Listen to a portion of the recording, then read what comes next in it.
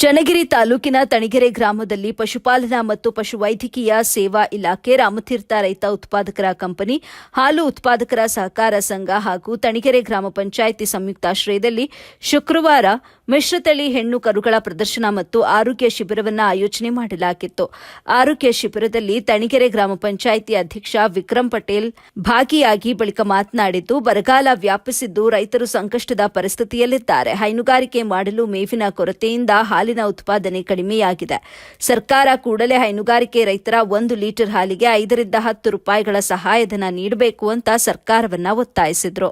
ಕಾರ್ಯಕ್ರಮದಲ್ಲಿ ಹಾಲು ಒಕ್ಕೂಟದ ಉಪಾಧ್ಯಕ್ಷ ಹಾಗೂ ಡಿಸಿಸಿ ಬ್ಯಾಂಕ್ ನಿರ್ದೇಶಕ ಎಚ್ಕೆ ಬಸಪ್ಪ ಕಂಚುಕಾರನಹಳ್ಳಿ, ರಾಮತೀರ್ಥ ರೈತ ಉತ್ಪಾದಕರ ಕಂಪನಿ ಅಧ್ಯಕ್ಷ ಬಿಸಿ ರುದ್ರೇಶ್, ಹಾಲು ಉತ್ಪಾದಕರ ಸಹಕಾರ ಸಂಘದ ಅಧ್ಯಕ್ಷೆ ಸುಧಾ ಮಂಜಪ್ಪ, ಎಸ್ಆರ್ ರೂಪಾ, ಡಾ ಅಶೋಕ್ ಕುಮಾರ್, ಡಾ ಅವಿನಾಶ್, ಎನ್ ಮಲ್ಲೇಶಪ್ಪ, ಹರೀಶ್ ಗೌಡ, ಟಿ ರುದ್ರಪ್ಪ, ವೀರೇಶ್ ಬೆಳ್ಳೂಡಿ, ನಟರಾಜ್ ಉಪಸ್ಥಿತರಿದ್ದರು. ವರದಿ ನಲ್ಲೂರು ಮೊಹಮ್ಮದ್ ಆಸಿಫ್, ಎಬಿ ನ್ಯೂಸ್, ಚನ್ನಗಿರಿ.